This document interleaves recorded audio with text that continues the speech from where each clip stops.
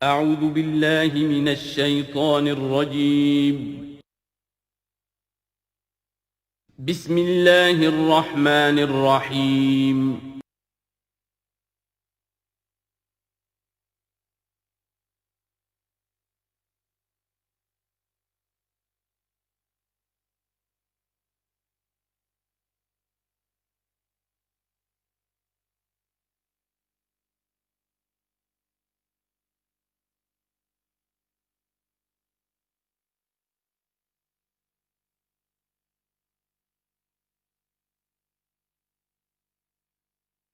اذا جاءك المنافقون قالوا نشهد انك لرسول الله والله يعلم انك لرسوله والله يشهد ان المنافقين لكاذبون اتخذوا ايمانهم جنة فصدوا عن سبيل الله انهم ساء ما كانوا يعملون ذلك بانهم امنوا ثم كفروا فطبع على قلوبهم فهم لا يفقهون صدق الله العظيم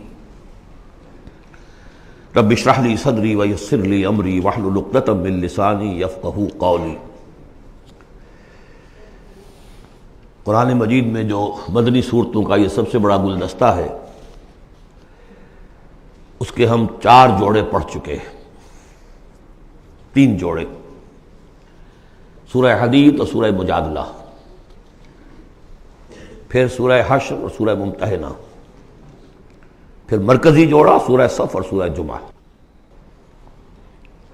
سورہ صف میں نے ایک بات کہی تھی کہ بعد میں جائزہ لے لیں گے، اگر تو ایمان حقیقی اور جہاد فی سبیل اللہ کا راستہ انسان اختیار کرے، وہ تجارت جو اللہ نے بتائی ہے، هل ادلکم علی تجارت تنجیکم من عذاب علیم، اس کا کیا حل ہے، کیا تجارت ہے؟ تؤمنون باللہ ورسولہ وتجاہدون فی سبیل اللہ باموالکم وانفسکم، یہ اگر کرتے ہو تو عذاب علیم سے بھی چھٹکارا ہے، تمہارے گناہ بھی معاف کر دیے جائیں گے، جنتوں میں داخل کیے جاؤ گے، مساکن طیبۃ فی جنات عدن دیے جاؤ گے۔ ایک خاص حد تک تمہارے ایمان اور عمل صالح کی جب ہم جانچ پرکھ کر لیں گے اور ثابت ہو گئے کہ تم نے حق ادا کر دیا، تو دنیا میں نصرت بھی آئے گی، فتح بھی ملے گی، اور سب سے بڑی بات یہ کہ تم اللہ کے مددگار قرار پاؤ گے۔ نہیں کرتے ہو اور ایمان کے دعوے ہیں اور اللہ سے محبت کے اور رسول سے عشق کے، تو کبر مقتا عند اللہ ان تقولوا ما لا تفعلون، اللہ تعالیٰ کی بیزاری شدید ہوتی چلی جا رہی ہے تمہارے اس طرز عمل پر، اور آگ سے چھٹکارا پانے کا خیال تمہارا خود ساختہ خیال ہے، امید موہوم ہے، اس لیے کہ کلام جو ہے یہ محمل کلام نہیں ہے۔ هل ادلکم علی تجارت تنجیکم من عذاب علیم، وہ تجارت تمہیں بتائی جائے جو عذاب علیم سے چھٹکارا دلا دے، وہ نہیں کرتے ہو اور چھٹکارا ہو گیا تو پھر یہ کلام غلط ثابت ہو گیا، پھر یہ کلام محمل ہے، بے معنی ہے۔ کرتے ہو تو سب کچھ ہے، اس کو کہتے ہیں ہماری فزیولوجی میں آل اور نن لا، وہ چیز ہوگی تو پوری ہوگی، نہیں ہوگی تو زیرو ہو جائے گی، پرسنٹیج نہیں ہے بیچ میں۔ مسلز کے بارے میں، یہ والنٹری مسلز جو ہوتے ہیں، ان کی کنٹریکشن جو ہوتی ہے آل اور نن، اگر تو سٹیمولس پورا مل جائے گا تو پوری کنٹریکشن ہوگی، اور اگر وہ سٹیمولس جو ہے کم ہے تو بالکل نہیں ہلے گا وہ، یہ نہیں کہ وہ درمیان میں، آل اور نن لا۔ اچھا، اس کے لیے جو آدمی چاہیے، کیسے ٹرین کرنا، کیسے تیار کرنا، وہ سورۃ جمعہ۔ اب یہ جو دوسرا، بلکہ کہنا چاہیے کہ جو چوتھا جوڑا آ رہا ہے، اس میں ایک تو ترتیب آپ الٹی دیکھ رہے ہیں، پہلے آ رہی ہے وہ سورت جس میں کہ تسبیح کا ذکر نہیں ہے، بعد میں آئے گی سورہ تغابن جس میں تسبیح کا ذکر ہے۔ دوسری بات یہ کہ یہاں نفاق کا تذکرہ ہے، اور سورہ تغابن میں ایمان حقیقی پر جامع ترین سورت ہے۔ میں نے آپ کو پہلے ہی بتایا تھا کہ وہ مباحث، اب نفاق کی جو بحثیں آئی ہیں سورہ نساء اور سورہ توبہ کا تو اکثر حصہ اس پر مشتمل ہے، اور بھی تقریباً تمام مدنی صورتوں کے اندر وہ ذکر موجود ہے، کہیں ذرا ڈھکا چھپا ہے جیسے سورہ بقرہ میں، کہیں کھلم کھلا ہے، اعلانیہ ہے۔ اسی طریقے سے ایمان کی بحثیں تو پوری مکی قرآن میں پھیلی ہوئی ہیں، اور اس کے بلکہ اور خلاصے نکال کر بہترین جو ہے مدنی قرآن میں بھی لکھ دیے گئے ہیں، آیات الآیات ہے، آیت الکرسی ہے۔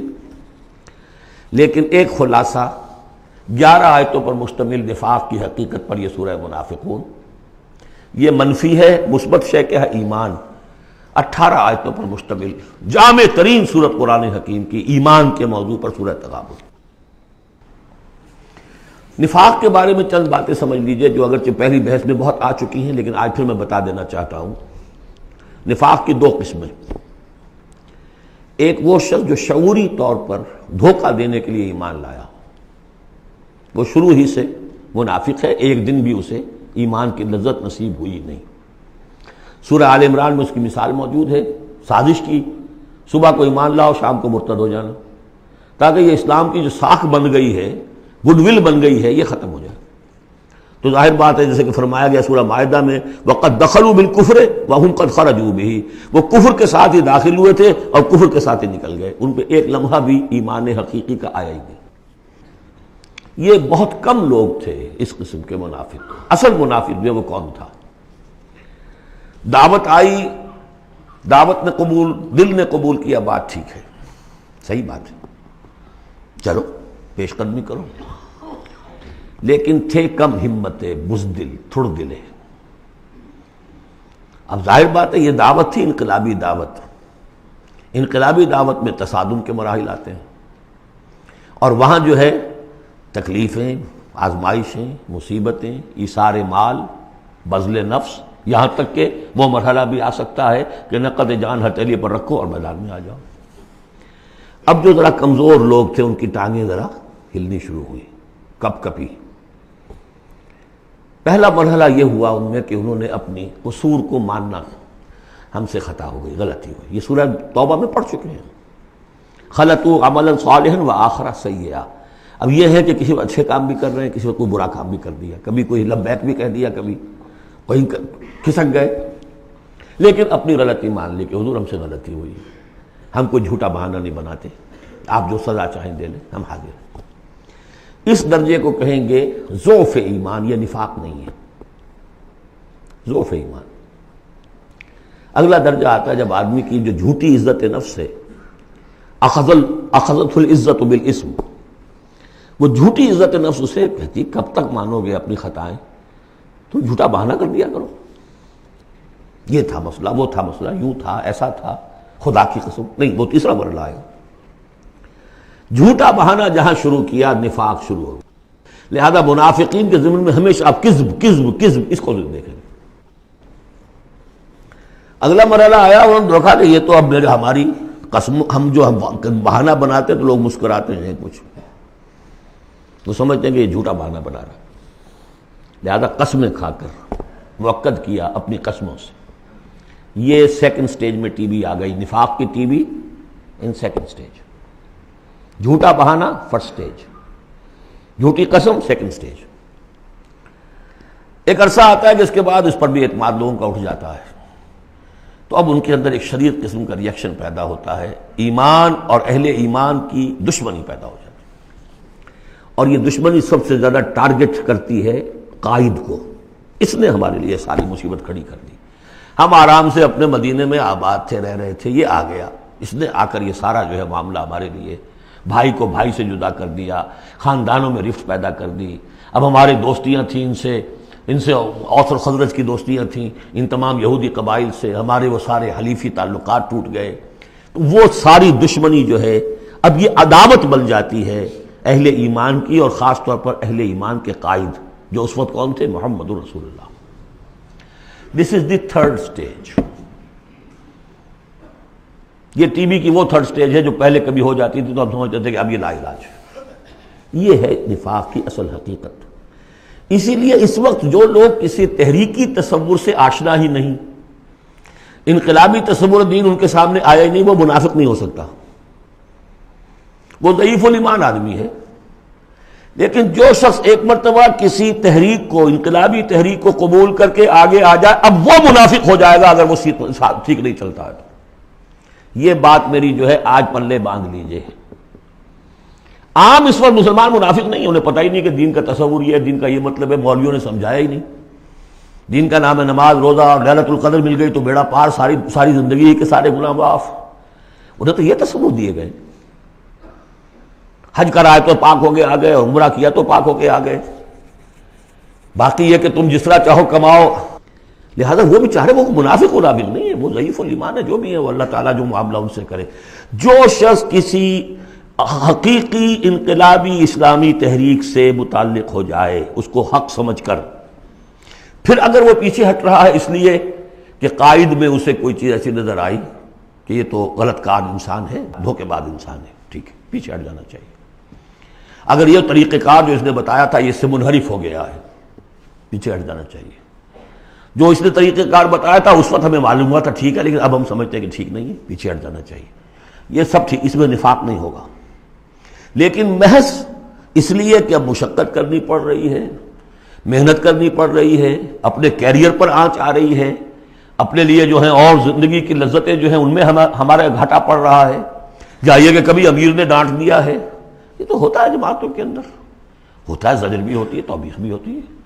حضور نے یہاں تک بھی کہا کہ میرا جی چاہتا ہے کہ جو لوگ نہیں آتے فجر کی نماز میں کسی اور کو یہاں پر امام بنا کر کھڑا کر دوں اور جا کر ان کے گھروں کو آگ لگا دوں، یہ بھی تو کہا ہے محمد رسول اللہ صلی اللہ علیہ وسلم۔ تو بہرحال اس وجہ سے اگر کوئی پیچھے ہٹا تو وہ اس پروسیس میں آ جائے گا، اس کو اچھی طرح سمجھ لینا چاہیے۔ بسم اللہ الرحمن الرحیم۔ اذا جاءک المنافقون قالوا نشهد انک لرسول اللہ۔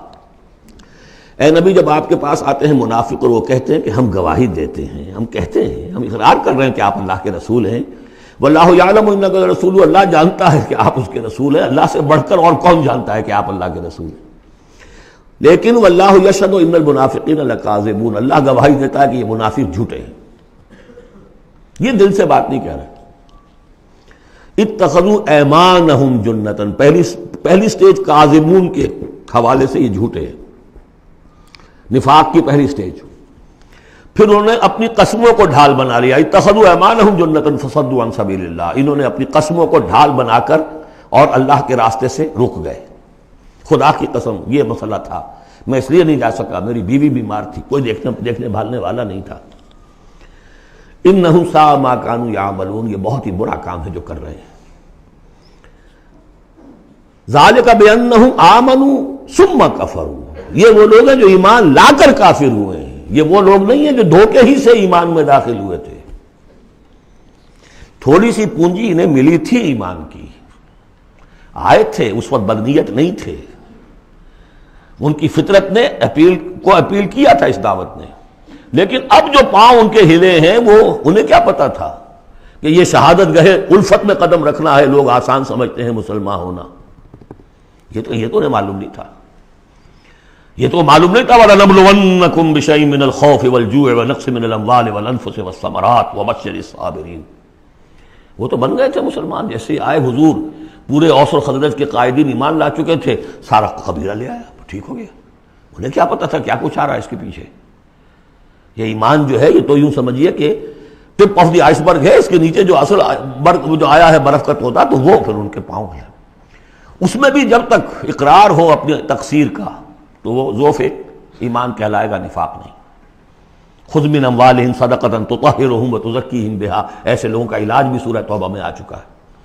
لیکن جھوٹ بہانا پہلی منزل، جھوٹی قسم دوسری منزل، اور پھر عداوت آگے آئے گی چل کر اسی صورت میں۔ ذالک بانہم آمنوا ثم کفروا، یہ اس لیے کہ ایمان لائے پھر کفر کیا۔ فطبع علی قلوبہم، اب اللہ نے ان کے دلوں پر مہر کر دی ہے۔ فہم لا یفقہون، اب یہ تفقہ حقیقی تفقہ سے خالی ہو چکے۔ وَإِذَا رَأَيْتَهُمْ تُعْجِبُكَ أَجْسَامُهُمْ، جب اے نبی آپ انہیں دیکھتے ہو کہ جسم آپ کو بڑے اچھے لگتے ہیں، بڑے تن و توش والے ہیں۔ وَإِن يَقُولُوا تَسْمَعْ لِقَوْلِهِمْ، جب وہ آپ سے بات کرتے ہیں تو آپ بڑے غور سے سنتے ہیں۔ چودھری لوگ جو ہوئے، سرمایہ دار بھی ہوئے، چودھری بھی ہوئے، تو ان کی حیثیت ہے تو آپ توجہ سے سنتے ہیں ان کی بات۔ کأنہم خشب مسندہ، اے نبی یہ تو ان سوکھی لکڑیوں کے مانند ہیں جو اپنے بل پر نہیں کھڑی ہوا کرتی، انہیں ٹیک لگا کر کھڑا کیا جاتا ہے۔ یحسبون کل صیحۃ علیہم، اندر سے اتنے بودے ہیں کہ ذرا سی آہٹ ہوتی ہے تو ان کی جان پر بن جاتی ہے، وہ سمجھتے ہیں کہ پھر آئی کوئی مصیبت، کہیں اور سے پھر شاید کوئی حملے کی خبر آ رہی ہے اور پھر کوئی جنگ ہوگی، پھر کہیں گے نکلو اللہ کی راہ میں۔ یحسبون کل صیحۃ علیہم، اپنے اوپر ہی سمجھتے ہیں ہر آہٹ کو۔ ہم العدو، یہ تیسری سٹیج ہے، یہ اب اصل دشمن یہ ہے۔ باہر کا دشمن جو آ رہا ہے ابو جہل لشکر لے کر یا ابو سفیان لشکر لے کر، وہ اتنا خطرناک نہیں جتنے کہ یہ ہے، یہ مارے آستین ہے، یہ اندر سے ڈنک مارنے والا۔ ہم العدو، اصل دشمن یہ ہے۔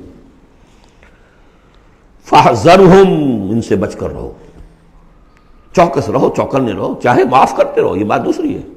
حضرت مسیح کا قول آپ کو سنا چکا ہوں کہ فاختہ کے مانند بے ضرر، لیکن سانپ کے مانند ہوشیار رہو۔ سانپ چوکنا کتنا ہوتا، لیکن سانپ ضرر بھی پہنچا دیتا ہے۔ تم چوکنے تو ویسے رہو جیسے سانپ ہوتا ہے، بے ضرر ایسے رہو جیسے کہ فاختہ ہوتی ہے۔ حضور کی یہی شان تھی۔ جس نے آگے جھوٹی قدم کھائی، جھوٹا، ٹھیک ہے بھائی جاؤ، ٹھیک ہے، مروت، شرافت، جس پر کہ پھر اللہ کی طرف سے گرفت بھی آ گئی۔ عفا اللہ عنک لما اذنت لہم، اللہ معاف کرے آپ کو، یا اللہ نے آپ کو معاف کر دیا، کیوں آپ نے ان کو اجازت دے دی؟ قاتلہم اللہ انا یوفکون، اللہ ان کو قتل کرے، گردن مارے اللہ ان کی، کہاں سے یہ پھرائے جا رہے ہیں۔ یعنی قسمت کی خوبی دیکھیے، ٹوٹی کہاں کمن، دو چار ہاتھ جب کہ لبے بام رہ گیا۔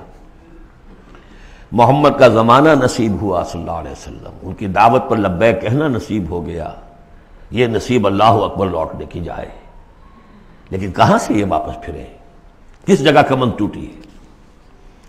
وَإِذَا قِيلَ لَهُمْ تَعَالَوْا يَسْتَغْفِرْ لَكُمْ رَسُولُ اللَّهُ، جب ان سے کہا جاتا آؤ بھائی غلطی مان لو اپنی، تو اللہ کے رسول تمہارے لیے استغفار کریں گے۔ تو رسول کی دشمنی تو ان کے دل میں گرہ بنی ہوئی ہے، کیسے آئیں؟ جب کہا جاتا آؤ تمہارے لیے اللہ کے رسول استغفار کریں گے اللہ سے، لَوَّوْا رُؤُوسَهُمْ، وہ اپنے سروں کو مٹکا، جی آئیں گے ٹھیک ہے، ذرا میں بعد میں آؤں گا۔ وَرَأَيْتَهُمْ يَصُدُّونَ وَهُمْ مُسْتَكْبِرُونَ، اور آپ دیکھتے ہیں انہیں کہ وہ رک جاتے ہیں، آتے نہیں، تکبر ہے، مستکبرون۔ اب نبی کے سامنے جا کے روز اپنی خطاؤں کو ہم اعتراف کرتے رہے، ہماری بھی کوئی عزت نفس ہے، یہ کیا ہے جس وقت چاہا ہمیں ڈانٹ دیا؟ آخر یہ کہ عزت نفس ہے ہماری بھی۔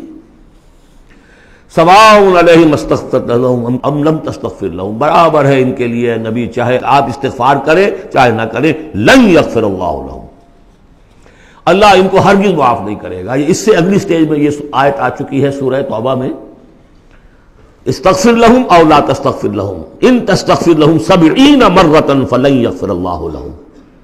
اب اے نبی ان کے لیے تو چاہے آپ استغفار کریں چاہے نہ کریں، آپ 70 مرتبہ بھی استغفار کریں گے تب بھی اللہ ان کو معاف نہیں کرے گا۔ اور حضور کی مربت دیکھیے، حضور فرماتے ہیں کہ اگر مجھے یہ معلوم ہوتا کہ 70 سے زیادہ مرتبہ استغفار کرنے سے ان کی نجات ہو جائے گی تو میں 70 سے زیادہ مرتبہ استغفار کرتا، لیکن یہاں 70 مراد نہیں ہے، 70 سے مراد جتنی چاہے آپ استغفار کر لیں۔ ہم الذین، اب یہ عداوت کا جو ہے ان کا جو نقشہ ہے، یہ واقعات پیش کیے جا رہے ہیں۔ ایک غزوے سے واپسی پر دو مسلمانوں کی کچھ لڑائی ہو گئی، ایک مہاجر تھے اور ایک تھے انصاری۔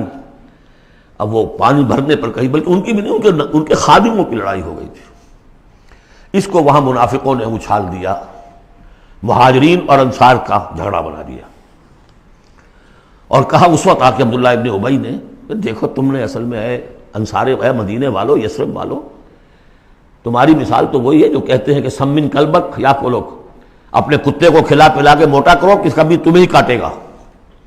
تم نے ان کو جگہ دی، پناہ دی، کھلایا پلایا، اب یہ تمہارے سر کو آ رہے ہیں، غریبانوں کو آ رہے ہیں۔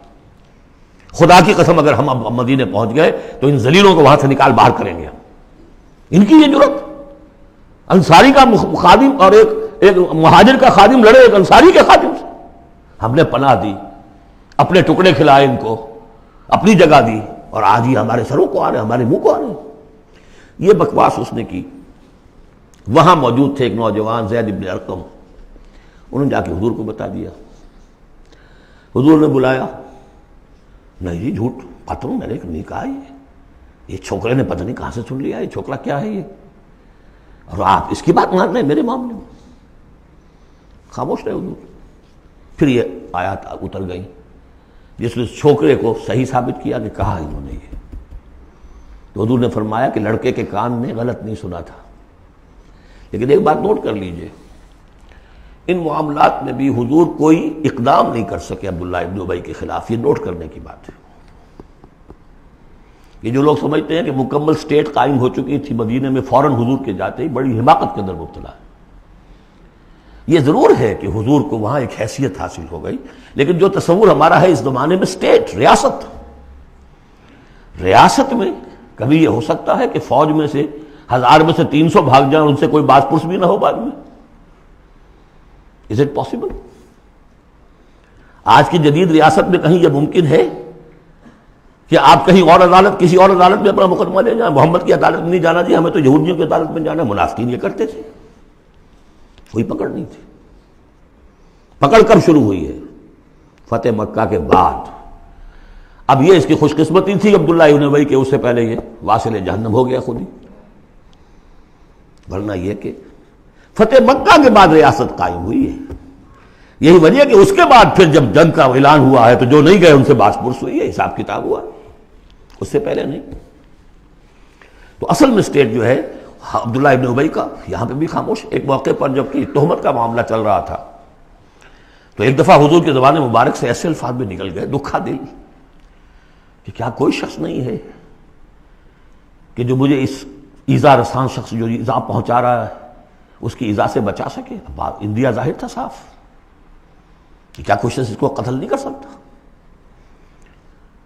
اب واقعات مختلف آتے ہیں، ایک واقعے میں تو یہاں تک آتا ہے کہ سعد ابن معاذ موجود تھے، انہوں نے کہا کہ حضور آپ مجھے حکم دیجئے میں قتل کرتا ہوں اس کو۔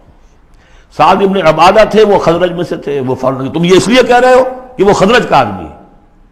تو معلوم یہ ہوا کہ وہ جو قبائلی عصبیتیں تھیں کسی نہ کسی درجے میں ابھی موجود تھیں، ایک دن میں صاف نہیں ہوتی یہ چیزیں۔ پھر حضرت سعد بن عبادہ کہتے ہیں حضور سے، حضور اس شخص کے معاملے میں نرمی کیجئے، اصل میں اس شخص کو ہم بادشاہ بنانے کا فیصلہ کر چکے تھے، اس کے لیے ہم تاج تیار کر چکے تھے، آپ آئے تو اس کے سارے خواب جو ہیں وہ بکھر گئے، اس کا ایک طرز عمل ہے، لیکن یہ کہ اس کا اثر ہے ہمارے قبیلے میں۔ حکمت اور مصلحت کا تقاضا یہ ہے کہ اس کے خلاف اقدام نہ کیا جائے، یہ بات سمجھ۔ ابھی ریاست اس درجے کی نہیں تھی کہ ان تمام چیزوں کو بالکل، ان مصلحتوں کو بالکل نظر انداز کرتے ہوئے جو قدم چاہے اٹھا دیں، یہ نہیں۔ اب کتنا بڑا کفر ان کا چلا آ رہا ہے یہاں پر۔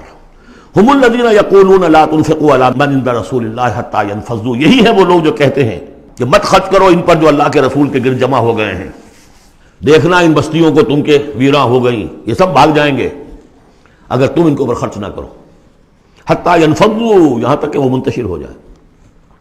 وَلِلَّهِ خَزَائِنُ السَّمَاوَاتِ وَالْأَرْضِ، حالانکہ اصل خزانے کائنات کے آسمان اور زمین کے اللہ کے اختیار میں ہیں، وَلَٰكِنَّ الْمُنَافِقِينَ لَا يَفْقَهُونَ، لیکن ظاہر بات ہے کہ منافقین اس کا فہم نہیں رکھتے۔ يَقُولُونَ لَئِن رَجَعْنَا إِلَى الْمَدِينَةِ لَيُخْرِجَنَّ الْأَعَزُّ مِنْهَا الْأَذَلَّ، اور وہ کہتے ہیں اگر ہم مدینے لوٹ گئے، اب چونکہ فوج واپس آ رہی تھی ایک جنگ سے، اب جب مدینے پہنچ جائیں گے تو لازماً جو عزت والے ہیں نکال باہر کریں گے ان ذلیلوں کو، اور ذلیل سے مطلب کمزور، ذلیل کا مطلب جو ہے وہ ہماری زبان میں جو ہوتا ہے کمینہ، وہ نہیں ہے، ان کو ہم نکال باہر کریں گے۔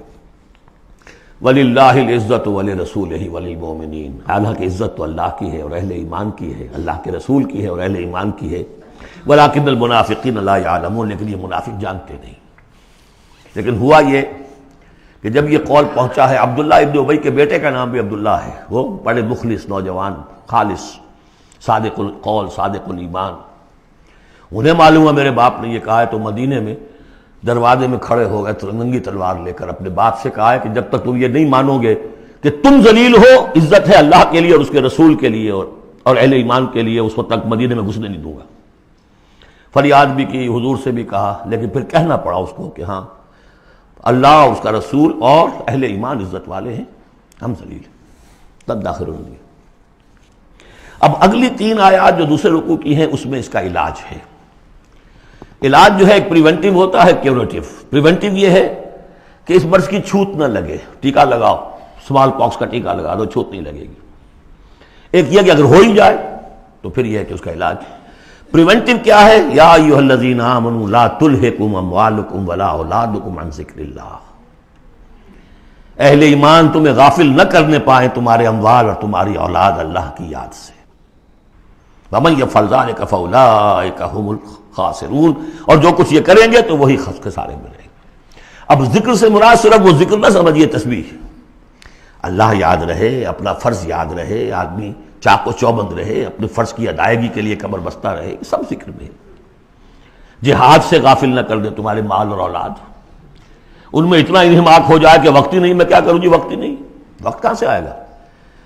آپ نے معبود بنا رکھا ہے اپنے سٹینڈرڈ آف لیونگ کو، سٹیٹس کو، سٹیٹس سمبل معبود ہے، اب اسی کو پوج رہے ہیں آپ صبح سے شام، اور رات کے اوقات میں بھی سوچ بچار اسی کی ہے۔ تب کہیں جا کر وہ سمبل جو ہے قائم رہتا ہے. تو کیسے ہوگا؟ اس کا جو ہے کیوریٹو ٹریٹمنٹ وہ کیا ہے؟ دیکھیے نفاق الف اس میں ڈال دیجئے، انفاق یہ اس کا علاج ہے. انفاق خرچ کرو خرچ کرو. نفاق کا اصل سبب کیا ہے؟ دنیا کی محبت. دنیا کا محبت کا سب سے بڑا مظہر کیا ہے؟ مال کی محبت. اور علاج بالمثل یہ ہوگا مال نکالو. یہ ہے اس کی اصل علاج. جیسے سورہ حدید میں ہم نے پڑھا تھا کہ زمین کے اندر ہل چلانا پڑے گا. ہل کیا ہے؟ ان المصدقین والمصدقات واقرضوا اللہ قرضا حسنا یضاعف لهم ولهم اجر کریم والذین آمنوا باللہ ورسلہ اولئک هم اب یہ گند نکال دو دل سے، پھر ایمان کا بیج پڑے گا تو لہلائے گی کھیتی. پھر صدیقیت کی طرف جاؤ چاہے شہادت کی طرف. یہ تمہاری افتاد تباہ ہے. وَأَنفِقُوا مِمَّا رَزَقْنَاكُم مِّن قَبْلِ أَن يَأْتِيَ أَحَدَكُمُ الْمَوْتُ، اور خرچ کر دو اس میں سے جو کچھ ہم نے تمہیں دیا ہے اس سے پہلے کہ تم میں سے کسی کی موت کا وقت آئے. فَيَقُولَ، پھر وہ اس وقت کہے رب لولا أَخَّرْتَنِي إِلَىٰ أَجَلٍ قَرِيبٍ، پروردگار اسے ذرا کچھ دیر کے لیے مؤخر کر دے. فَأَصَّدَّقَ وَأَكُن مِّنَ الصَّالِحِينَ، تو میں بڑی تصدیق کروں گا اور خیرات و صدقات سارا کچھ دے دوں گا اور میں بالکل صالحین میں سے ہو جاؤں گا. وَلَن يُؤَخِّرَ اللَّهُ نَفْسًا إِذَا جَاءَ أَجَلُهَا، جب کسی جان کا وقت آ جائے گا، وقت معین، پھر اللہ اسے کسی صورت مؤخر نہیں کرے گا. قوموں کی اجل تو پھر بھی مؤخر ہوئی ہے، قوم یونس کی ہو گئی ہے، لیکن یہ کہ انفرادی اجل کبھی مؤخر نہیں ہوتی. واللہ خبیر بما تعملون، اور جو کچھ تم کر رہے ہو اللہ اس سے باخبر ہے. اب یہ تو تھا منفی نفاق. مثبت ہے ایمان. ایمان کے سلسلے میں جو باتیں سورہ حدید میں آئی تھیں، اب یہ پوری صورت، وہاں جو آیا تھا قتال اور جہاد اور حدید، یہ ساری چیزیں آئی تھیں نا، انزلنا الحدید، اور انبیاء کی بعثت کا مقصد، وہ سارا مضمون سورہ صف میں آ چکا ہے. اس کے لیے کیسے انسان آئیں گے وہ سورہ جمعہ میں آ چکا ہے. سورہ حدید میں بھی آیا تھا هو الذی ينزل علی عبدہ آیات بینات لیخرجکم من الظلمات الی النور، وہی ہے اللہ جو نازل کر رہا ہے اپنے بندے پر آیات بینات تاکہ وہ نکالے تمہیں اندھیروں سے روشنی کی طرف. لیکن سورہ تغابن میں ایمانی مباحث اور جامع ترین صورت ہے. لیکن ایک بات یہ ہے کہ سورہ حدید کے بعد نمبر 2 میں سمجھتا ہوں کہ یہ سورہ مبارکہ بھی اللہ نے مجھے عطا کی. اس کے اسرار و رموز، اس کا نظم اس قدر واضح اللہ کے فضل و کرم سے ہے. آپ بھی نوٹ کر لیجئے، اس میں صرف اشارات ہو سکتے ہیں. 2 رکوع ہیں، 10 آیتیں اور 8 آیتیں. پہلے رکوع کی 10 آیتوں میں 7 آیتوں میں نریشن ہے ایمان کی، ایمان یہ ہے یہ ہے یہ ہے یہ ہے، اور 3 آیتوں میں بڑی زوردار دعوت ہے، بس لاؤ ایمان، مانو ان باتوں کو. دوسرے رکوع کی 8 آیتوں میں سے پہلے 3 میں ایمان کے ثمرات بیان ہوئے، پہلے 5 میں ایمان حقیقی اگر ہے تو اس کا یہ ثمرہ ہے یہ ثمرہ ہے یہ ثمرہ ہے. اس درخت میں اگر آم کا درخت صحت مند ہے تو آم لگتے ہیں کہ نہیں؟ تو ایمان کا درخت صحت مند ہے اگر تو اس میں کوئی ثمرات لگیں گے، کوئی پھل لگیں گے کہ نہیں؟ یا ٹھنڈی ہے؟ وہ درخت وہ پھل کون سے ہیں؟ کچھ داخلی پھل ہیں جو انسان کے اندر کھلتے ہیں پھول، کوئی باہر ہیں جو ظاہر ہوتے ہیں. اور پھر آخر میں 3 آیتوں میں زوردار دعوت ہے کہ ان تقاضوں کو پورا کرو. بسم اللہ الرحمن الرحیم. یسبح للہ ما فی السماوات و ما فی الارض. یہ تیسری مرتبہ یسبح آ گیا. ایک مرتبہ سورہ جمعہ میں، ایک مرتبہ سورہ حشر میں آ چکا تھا. یسبح لہ ما فی السماوات والارض، وما فی کے تکرار کے بغیر. دوسری مرتبہ سورہ جمعہ کے شروع میں، تیسری مرتبہ اتغاب. لہ الملک و لہ الحمد. اب یہ ساری چیزیں آ چکی ہیں سورہ حدید کے اندر. بادشاہی بھی اسی کی ہے، حمد بھی اسی کے لیے. وہو علی کل شیء قدیر، وہ ہر چیز پر قادر ہے. هو الذی خلقکم، اسی نے تمہیں بنایا ہے نا. فمنکم کافر ومنکم مومن. تو کتنی عجیب بات ہے کہ تم میں سے کوئی مومن ہے کوئی کافر ہے. بنانے والا تو سب کا ایک ہے. سب کو مومن ہونا چاہیے، سب کو اس کا شکر گزار ہونا چاہیے، سب کو اس کے سامنے جھکنا چاہیے. لیکن واقعہ یہی ہے، هو الذی خلقکم، اس نے بنایا تم سب کو. فمنکم کافر ومنکم مومن واللہ بما تعملون بصیر. اور جو کچھ تم کر رہے ہو اللہ دیکھ رہا ہے. اس میں بڑا ایک جو سمجھیے کہ بڑی دھمکی ہے، اللہ دیکھ رہا ہے. یعنی یہ کہ جو بھی اس کی مخلوق میں سے اس کا کفر کرے پھر اس کے ساتھ وہ نمٹے گا اس سے. واللہ بما تعملون بصیر، ہم تمہیں دیکھ رہے ہیں، تمہاری حرکتیں ہماری نگاہ میں ہیں. کیا مطلب ہوتا ہے اس کا؟ خلق السماوات والارض بالحق، اس نے آسمان اور زمین پیدا کیے ہیں ایک پرپس کے ساتھ، باطل نہیں ہے یہ تخلیق، عبث نہیں ہے یہ تخلیق، حق کے ساتھ، با مقصد، با نتیجہ، اور خاص طور پر تم اس کی کریشن کا کلائمیکس، وَصَوَّرَكُمْ فَأَحْسَنَ صُوَرَكُمْ، اور تمہاری جو نقشہ کشی کی ہے تو کتنی عمدہ کی ہے، انسان کا جسم، اس کا اریکٹ پوسچر، پھر کس طریقے سے جو اس میں جنسیں بنائی گئی ہیں، کس قدر کامل ہم آہنگی ہوتی ہے، پھر چہرے پہ جو نقش و نگار ہے، ایک ایک چیز پر غور کرو، فَصَوَّرَكُمْ وَأَحْسَنَ صُوَرَكُمْ، بہترین صورت بنائی تمہاری، وَإِلَيْهِ الْمَصِيرُ، اسی کی طرف لوٹ کر بھی آنا ہے، یہ سب کچھ بنا کر ایسے نہیں چھوڑ دیا تمہیں، تم اتنی گھٹیا شے نہیں ہو کہ بس اٹھا کے پھینک دی، نہ کھلونا ہو کہ کھیلے اور بس اس کے بعد جیب اگتا گیا، یہ ایک سیریس کریشن ہے، پرپسفل ہے، نتیجہ نکلے گا۔ اب دیکھیے ایک آیت میں جمع کیا ہے وہ تمام جو ایمانیات، ایمان بالعلم، علم خداوندی کا جو ایمان ہمارا ہونا چاہیے، آپ کو کئی کئی آیتوں میں ملے گا قرآن میں بہت سے مقامات پر، یہاں ایک میں 3 ڈائمنشنز دی ہیں، یعلم ما فی السماوات والارض، ایک ڈائمنشن، وہ جانتا ہے جو کچھ آسمان میں ہے جو کچھ زمین میں ہے، کیا باقی رہ گیا؟ لیکن سیکنڈ ڈائمنشن، وَيَعْلَمُ مَا تُسِرُّونَ وَمَا تُعْلِنُونَ، وہ بھی جانتا ہے جو تم چھپاتے ہو اور وہ بھی جانتا ہے جو تم ظاہر کرتے ہو۔ تیسری ڈائمنشن اور آئی، وَاللَّهُ عَلِيمٌ بِذَاتِ الصُّدُورِ، سینوں کے اندر جو کچھ ہے وہ پنہاں ہے، وہ بھی اللہ جانتا ہے۔ میں کافی عرصے تک متردد رہا کہ یہ تو پھر تکرار ہو گئی، جو کچھ ہم چھپاتے ہیں وہی ہمارے سینے میں ہے نا، اور تکرار محض کلام کا عیب ہے، یقیناً یہاں کوئی اور بات ہونی چاہیے۔ تو جب انکشاف ہوا کہ اس سے مطلب ہے even your sub conscious mind which even you don't know yourself what is lurking in the subconscious mind، تمہارے تحت الشعور کے اندر جو طوفان اٹھتے رہتے ہیں اللہ تو اسے بھی واقف ہے، he knows you through and through، وہ تمہارے جین سے واقف ہے، هو عالم بكم اذ انتم اجنۃ فی بطون امہاتکم، اپنی ماؤں کے پیٹ میں جنین کی شکل میں تھے، اللہ تب بھی جانتا تھا تمہیں، تو وہ تو تمہارے سب کانشیس مائنڈ، تم نہیں بات جانتے رہے، تمہیں نہیں معلوم، تم بسا اوقات دھوکہ کھا جاتے ہو، تمہارا تحت الشعور جو ہے وہ تمہیں دھوکہ دیتا ہے، لیکن اللہ اس سے بھی واقف ہے۔ الم یاتکم نبأ، اب 4 آیتیں ہو گئی ایمان باللہ پر، اگرچہ اسی میں مضمر ہے ایمان بالآخرہ بھی، معاد بھی، 2 آیتیں ایمان باللہ پر، الم یاتکم نبأ الذین کفروا من قبل، کیا تمہارے پاس خبریں آج نہیں چکی ہیں ان لوگوں کی جنہوں نے کفر کیا تھا پہلے؟ قوم نوح، قوم ہود، قوم صالح، پورا مکی قرآن پڑھ چکے ہو نا، اب تو ہم نزول کے اعتبار سے بھی بات کہہ سکتے ہیں اور اب اپنے اس دورہ قرآن کے اعتبار سے بات کہہ سکتے ہیں، سارا مکی قرآن پڑھ ہی لیا تقریباً۔ الم یاتکم نبأ الذین کفروا من قبل، کیا آ نہیں چکی تمہارے پاس خبریں ان کی جنہوں نے کفر کیا تھا پہلے؟ اب اس کا تجزیہ کیا ہے، فذاقوا وبال امرہم، انہوں نے اپنے معاملے کی سزا چکھ لی، دنیا میں ہلاک کر دی گئی، وَلَهُمْ عَذَابٌ علیم، اور ابھی ان کے لیے عذاب علیم منتظر بھی ہے، ابھی تو عالم برزخ میں ہے نا، عذاب علیم جو آخرت کا ہے وہ تو ابھی منتظر ہے، اعد اللہ لہم عذابا علیما، تیار کر کے رکھا ہوا ہے۔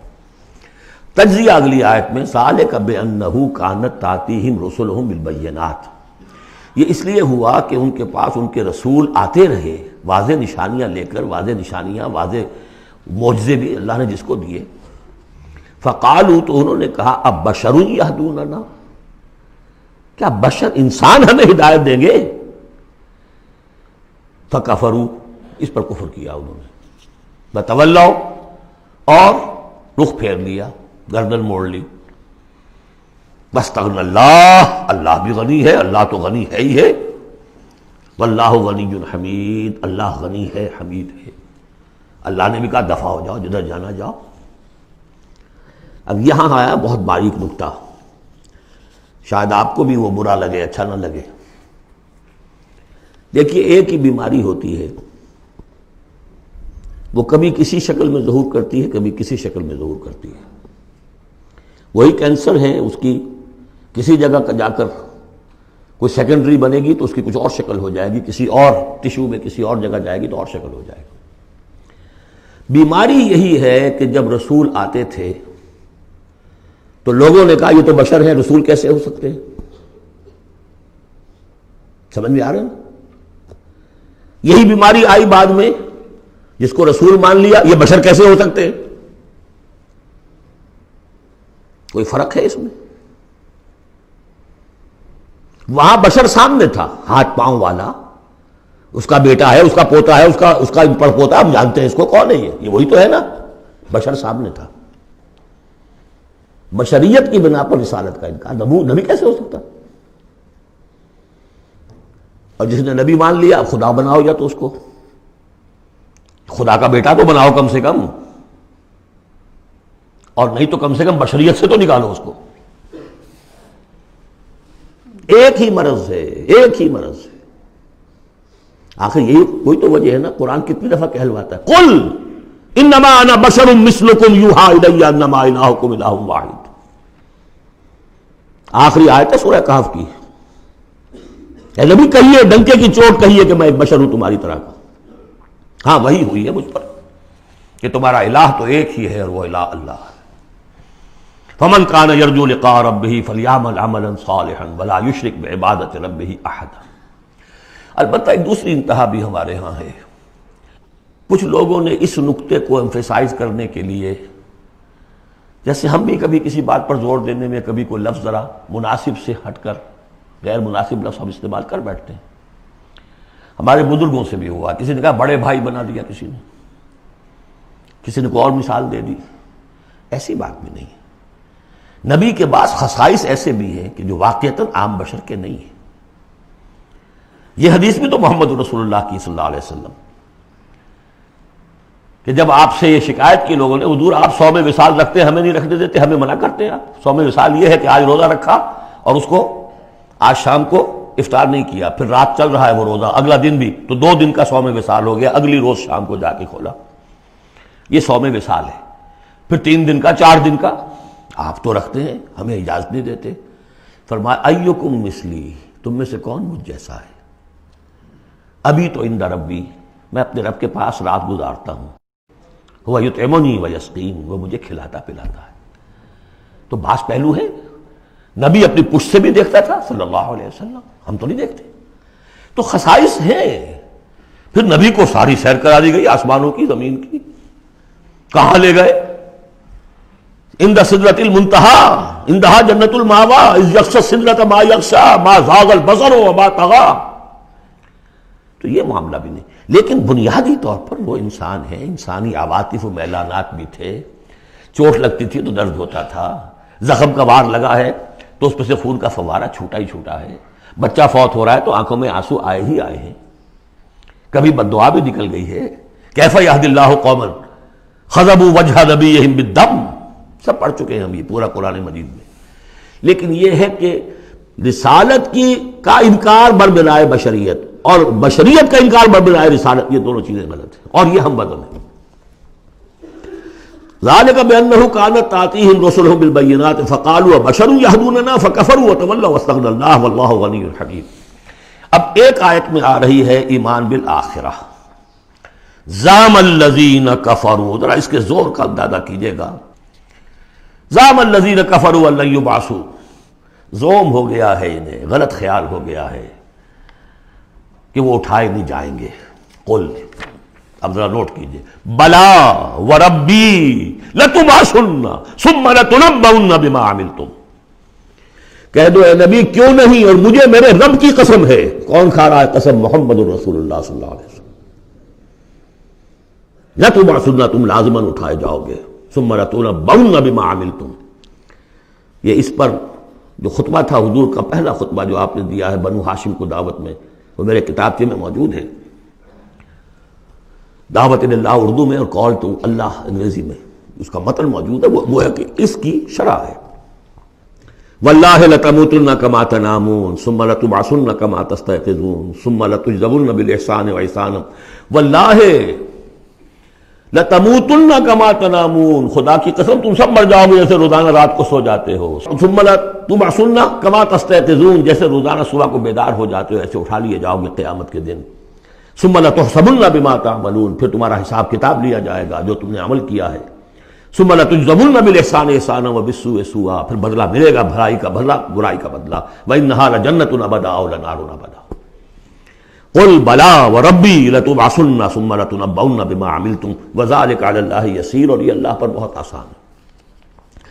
7 آیتیں پوری ہو گئیں. 4 ذات و صفات، 2 رسالت، 1 آخرت. اب سنیے فَآمِنُوا بِاللَّهِ، یہ فا بہت اہم ہے یہاں پر. بس ایمان لاؤ اللہ پر اور اس کے رسول پر. وَالنُّورِ الَّذِي أَنزَلْنَا، اس نور پر جو ہم نے نازل فرمایا. وَاللَّهُ بِمَا تَعْمَلُونَ خَبِيرٌ، جو کچھ تم کر رہے ہو اللہ اس سے باخبر ہے. اب یہاں دیکھیے ریورس ہو جائے گا آرڈر، ریشو پروپورشن. اب یہاں ایک آیت میں اللہ اور اس کے رسول کا ذکر آ گیا، اور اس میں بھی واللہ بما تعملون خبیر کے اندر آخرت کا ذکر ہے. اللہ باخبر ہے، تو اللہ کے پاس یہ ساری خبریں اس نے رکھی ہوئی ہیں. کوئی ریسرچ، کوئی تھیسس لکھنا ہے اس کو تمہیں سزا دینے کے لیے. لیکن اب 2 آیتیں آ رہی ہیں شاندار آخرت کے لیے. یوم یجمعکم لیوم الجمع ذالک یوم التغابن، جس دن کے وہ جمع کرے گا تمہیں اس جمع ہونے والے دن، وہ ہے ہار اور جیت کے فیصلے کا دن. جو اس روز جیتا وہ جیت گیا، جو اس روز ہارا وہ ہار گیا. یہ دنیا کی ہار اور جیت کیا ہے؟ کچھ بھی نہیں. ایک ڈرامے کے اندر کوئی جیت گیا کوئی ہار گیا، نہ وہ جیت ہے اور نہ یہ ہار ہے. اصل جیتا وہ جو وہاں جیتا، اصل ہارا وہ جو وہاں ہارا. ذالک یوم التغابن، وہ ہے ہار اور جیت کے فیصلے کا دن. ومن یؤمن باللہ، جیت کس کی ہوگی؟ جو ایمان لائے اللہ پر، ویعمل صالحا، اور عمل کرے اچھے. اس کی تفصیل کچھ آگے آ جائے گی کیا کیا عمل کرنے ہیں. یکفر عنہ سیئاتہ، اللہ تعالیٰ اس سے اس کی برائیوں کو دور کر دے گا. ویدخلہ جنات تجری من تحتہا الانہار، اور ان باغات میں داخل کرے گا جن کے دامن میں ندیاں بہتی ہوں گی. خالدین فیہا ابدا، وہ رہیں گے اس میں ہمیشہ ہمیش. ذالک الفوز العظیم، یہ ہے بڑی کامیابی. والذین کفروا وکذبوا بآیاتنا اولئک اصحاب النار خالدین فیہا، اور جو لوگ انکار کریں گے اور تکذیب کریں گے ہماری آیات کی، وہ ہوں گے جہنمی اور رہیں گے اس میں ہمیشہ ہمیش. وبئس المصیر، اور یہ برا ٹھکانہ ہے. 10 آیات میں ایمانیات ثلاثہ کی بہترین جامع ترین تعبیر، تجزیہ اور ایک زوردار دعوت ایمان. فآمنوا باللہ ورسولہ. اب جو 8 آیات ہیں 5 میں اب ثمرات ایمانی. پہلا ثمرہ کیا ہے؟ ما صاب من مصیبت الا باذن اللہ ومن یؤمن باللہ یہد قلبہ واللہ بکل شیء علیم. اگر اللہ پر ایمان حقیقت میں دل میں پیدا ہو گیا تو تمہیں معلوم ہے کہ پتہ تک جنبش نہیں کر سکتا جب تک کہ اللہ کا اذن نہ ہو. تم پر کوئی مصیبت کیا بغیر اللہ کے اذن کے آ گئی ہے؟ کیا بغیر اس کے علم کے آ گئی ہے؟ اور اگر اللہ کی اذن سے آئی ہے تو تمہارے ایمان کا تقاضا ہے کہ سمجھو کہ اس میں خیر ہی ہوگا، چاہے یہ مجھے اس وقت بری لگ رہی ہے، مجھے اچھی نہیں لگ رہی ہے، خیر ہوگا. عسیٰ ان تکرہوا شیئا وہو خیر لکم. لہذا بندہ مومن کی زبان پر کیا دل میں بھی کبھی اللہ کے خلاف شکایت کا انداز پیدا نہ ہو. یہد قلبہ، تسلیم و رضا، جو اللہ کی طرف سے آئے. ہم بھی تسلیم کی خو ڈالیں گے، بے نیازی تیری عادت ہی صحیح. نہ شود نصیب دشمن کے شود ہلاک تیغت، سر دوستاں سلامت کے تو خنجر آزمائی. اے اللہ جو تیری طرف سے خیر، بیدک الخیر. یہ تسلیم و رضا ہے، مقام تسلیم. علامہ اقبال نے بہت پرشکو انداز میں کہا ہے کہ اقدہا کے مقام رضا کشود مرا، بروں کشید ز پیچا کے ہست و بود مرا. آدمی میں تکلیف کیوں آئی، کیا آئی، اس نے کیا، اس نے کر دیا، یہ ہو گیا تھا، وہ ہو گیا تھا، یہ نہیں کرنا چاہیے تھا، میں نے یہ کام غلط کیا. لگے رہو اسی پیچ و تاب. بندہ مومن کہتا ہے جو آیا میرے رب کے حکم سے آیا. کوئی بھی ذریعہ بن گیا ہو وہ ٹھیک ہے، اس کے بدلہ لیں وہ ٹھیک ہے، وہ قانون کا معاملہ ہے. وَلَكُمْ فِي الْقِصَاصِ حَيَاةٌ يَا أُولِي الْأَلْبَابِ، اللہ کے خلاف شکایت نہیں۔ بنو کشید نہ پیچا کہ ہست بود مرا، یہ ہے، یہ تھا، یہ کیوں ہو گیا، یہ کیسے ہو گیا، اس سارے چکر سے مجھے نکال لیا۔ کس چیز نے نکال لیا؟ کہ عقدہا کے مقام رضا کشود مرا، یہ مقام رضا نے کیسے کیسے میرے عقدے حل کر دی۔ اب میں تفصیل میں جا نہیں سکتا، اس پر میرے بڑے بڑے کیسز موجود۔ یہ بتا رہا میں بھول گیا ہوں آپ کو کہ وہ جو منتخب نصاب جس کا میں تذکرہ کرتا آیا ہوں، یہ ساری صورتیں ان میں داخل ہیں۔ یہ اس کا چوتھا حصہ جو تھا سورہ صف، سورہ جمعہ، سورہ تغابن، سورہ منافقون، اور یہ سورہ تغابن دوسرے حصے کی صورت ہے، یہ ایمان کی حقیقت پر۔ سورہ فاتحہ، سورہ آل عمران کی آخری آیات، سورہ نور کی آیات نور، اور پھر یہ تغابن۔ تو پہلا ہے نتیجہ تسلیم و رضا۔ دوسرا نتیجہ، یہ تو اندر نکلا نا، دل کے اندر احساسات ہیں، یہ پھول اندر کھلتا ہے، باہر نظر نہیں آتا۔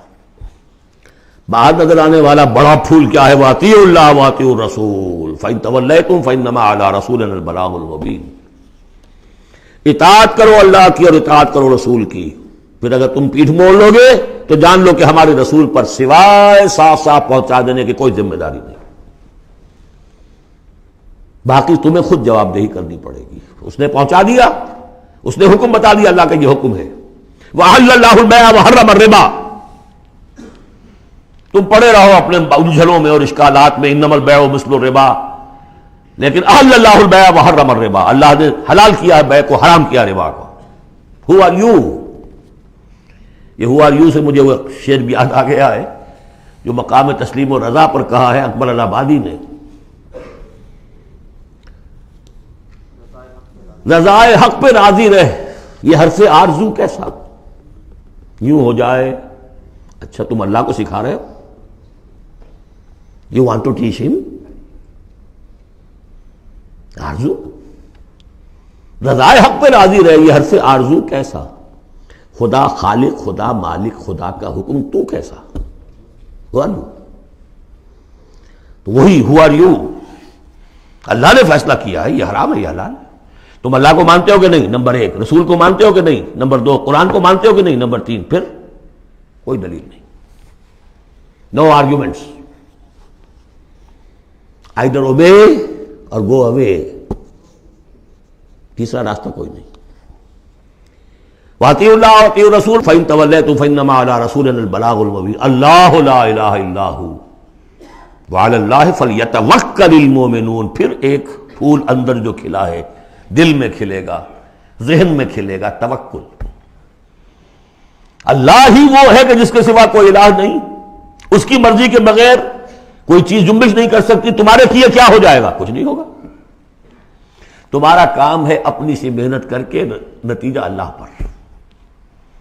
سارے وسائل موجود ہو تب بھی یہ نہ سمجھنا کہ یہ کام میں کر سکتا ہوں۔ گاڑی ہے، آج ہی ٹیوننگ بھی کرائی ہے، اس کے ٹینک بھی فل ہے، سب کچھ ٹھیک ہے، میں صبح ضرور جاؤں گا، نہیں جا سکتا۔ جب بھی یہ کہو گے ایمان سے دور ہو گئے۔ وَلَا تَقُولَنَّ لِشَيْءٍ إِنِّي فَاعِلٌ ذَلِكَ غَدًا إِلَّا أَن يَشَاءَ اللَّهُ، کبھی مت کہنا کہ یہ کام میں کل ضرور کروں گا مگر انشاءاللہ کے ساتھ، اللہ چاہے گا تو ہوگا ورنہ نہیں۔ اور سارے تمہارے پاس وسائل ہیں، تم کہو گے فتح ہی فتح ہے اب تو وہ حال ہو جائے گا جو غزوہ حنین میں ہوا تھا۔ اذ اعجبتکم کثرتکم، 12,000 کی تعداد، اور ایسی بھگدڑ مچی کہ چند 100 آدمی رہ گئے۔ یہ بھی بڑی محنت کر کے سید سلیمان ندوی صاحب نے کھود کریٹ کے نکالے ہیں کہ 300-400 آدمی تھے۔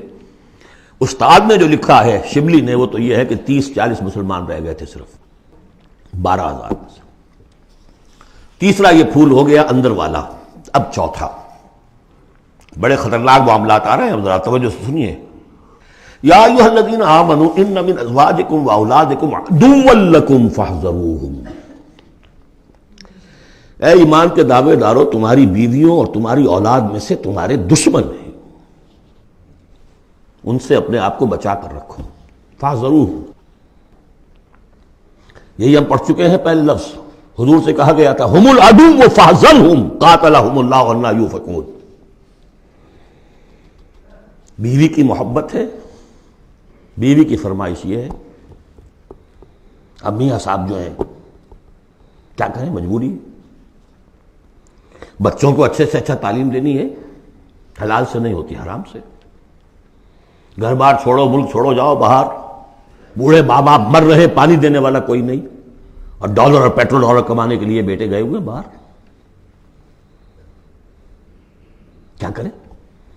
مکان بنانا ہے، یہ کرنا تھا، وہ شروع کی تھی، کوٹھی شروع کی تھی، وہ ابھی تک مکمل نہیں ہوئی ہے، وغیرہ وغیرہ۔ اور کہیں اگر اللہ نے توفیق دے دی ہے دین کی طرف بڑھنے کی اور کام کرنے کی، تو سب سے پہلے تو آڑے آتی ہے عام طور پر بیوی۔ دماغ خراب ہوا آپ کا، وہ بھی تو بڑا دیندار ہے، آپ سے زیادہ لمبی داڑھی ہے اس کے، وہ تو ساری رشوتیں بھی لیتا ہے اور یہ بھی کرتا ہے وہ بھی کرتا ہے، آپ ہی بڑے دیندار بن کر آ گئے۔ ناشتے پہلے ہوتے تھے پراٹھوں کے اور انڈوں کے، اور اب مل رہی ہے سوکھی روٹی، ظاہر بات ریزنٹمنٹ تو ہوگی۔ ان من ازواجکم واولادکم عدوا لکم فاحذروہ، یہ بالکل الٹی باتیں ہیں ہمارے تصورات کے بالکل برعکس۔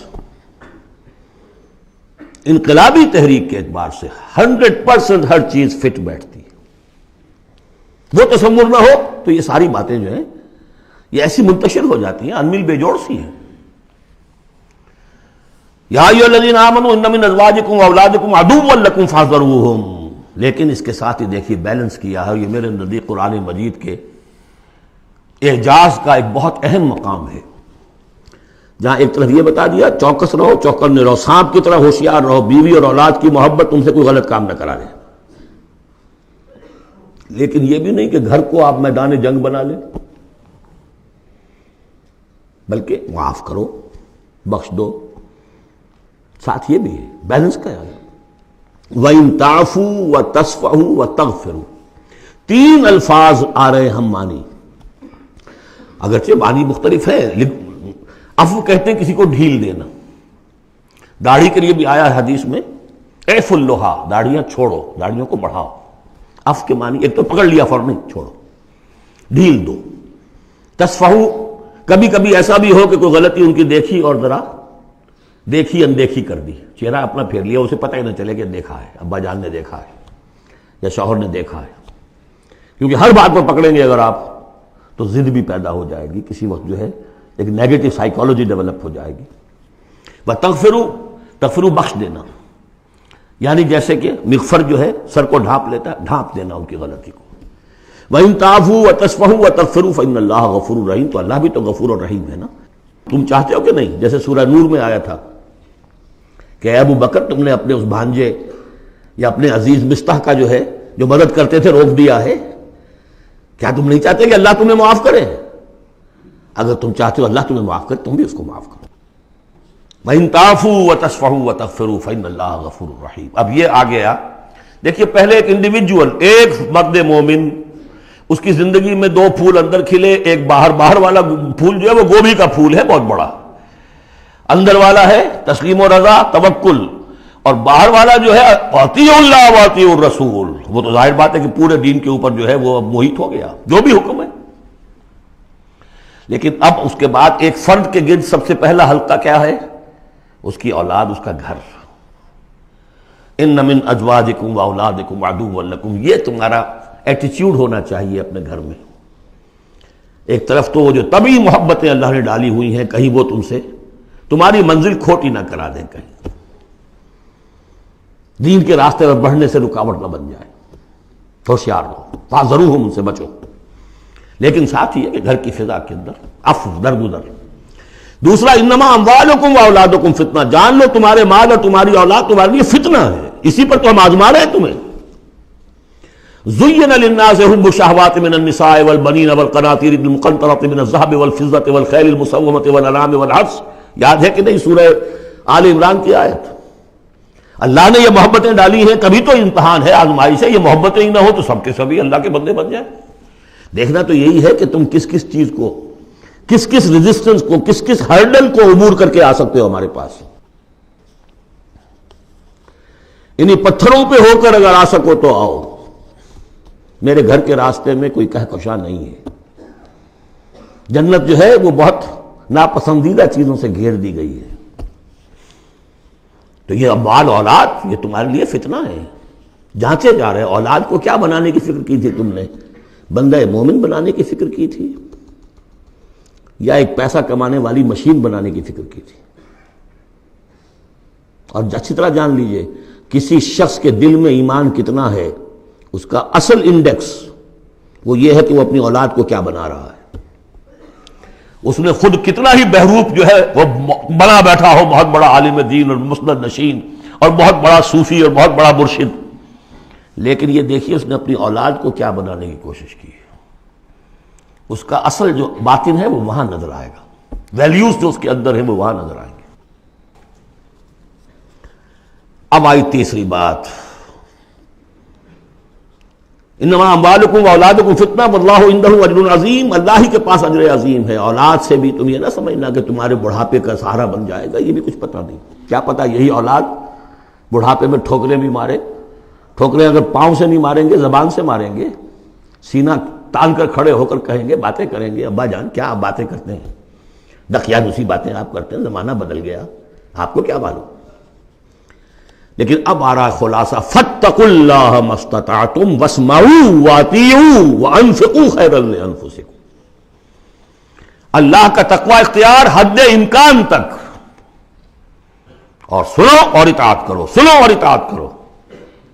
اطیعوا الرسول تو پہلے آ چکا تھا، یہاں یہ کیوں کہا گیا ہے، سوچا کبھی آپ نے؟ اس لیے کہ رسول کی اطاعت، رسول کے زمانے میں رسول کے امیر جس کو مقرر کیا اس کی اطاعت بھی ٹھیک ہے نہیں۔ من اطاعنی فقد اطاع اللہ ومن عصانی فقد عصى اللہ ومن اطاع امیری فقد اطاعنی ومن عصى امیری فقد عصانی۔ غزوہ احد میں اصل جو معصیت ہوئی تھی، نافرمانی ہوئی تھی، وہ کمانڈر کی ہوئی تھی، جہاں سے کہ تیر انداز ان کے حکم کے باوجود، روکنے کے باوجود چلے گئے تھے۔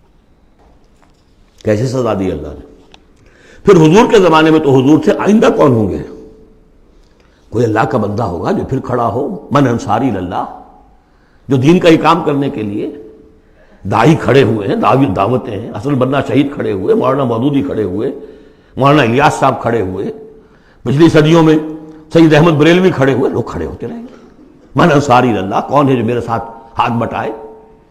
اب آپ دیکھیے اس زمانے میں کون ہے، قبول کیجئے، فاسمعوا واطیعوا، پھر اس کا حکم سنیے اور مانیے، ڈسپلن پارٹی، ورنہ کیا ہوگا؟ کچھ بھی نہیں۔ عید آزاداں شکوہ ملک و دین اور عید محکومہ ہجوم مومنین، یہ 30 لاکھ کا ہجوم مومنین ہے جو حج میں ہوتا ہے۔ اگر یہ جماعت ایک ہوتی کسی ایک امیر کے نیچے 30 لاکھ کی، ایک امیر، عظیم الشان انقلاب۔ وانفقوا، اور خرچ کرو، خیرا لانفسکم، یہی تمہارے لیے، خود اپنے لیے بہتر ہے، لگا دو جو بھی کچھ دیا ہے۔ وہی دیکھیے جہاں پہ سورہ حدید، آمنوا باللہ ورسولہ وانفقوا مما جعلکم مستخلفین فیہ فالذین آمنوا منکم وانفقوا لہم اجر کبیر ومن یوق شح نفسہ فاولئک ھم المفلحون، اور جو اپنی جی کے لالچ سے بچا لیے گئے، بخل سے نجات پا گئے، وہی ہیں کہ جو اصل میں فلاح، آخری فلاح کو پہنچیں گے۔ ان تقرضوا اللہ قرضا حسنا، اگر تم اللہ کو قرض حسن دو، یضاعف لکم، وہ تو اس کو تمہارے لیے دگنا کرے گا، چوگنا کرے گا، 700 گنا کرے گا، فیغفر لکم، اور تمہیں بخش دے گا۔ واللہ شکور حلیم، اللہ شکور بھی ہے، حلیم بھی ہے۔ شکور اتنا ہے کہ تم جو بھی کچھ کرتے ہو قدر کرتا ہے کہ میرے بندے نے یہ کیا میرے لیے، اور حلیم اتنا ہے کہ تم نہیں بھی دیتے تو فوراً تمہاری گردن نہیں ناپتا، حلیم الطبع ہے۔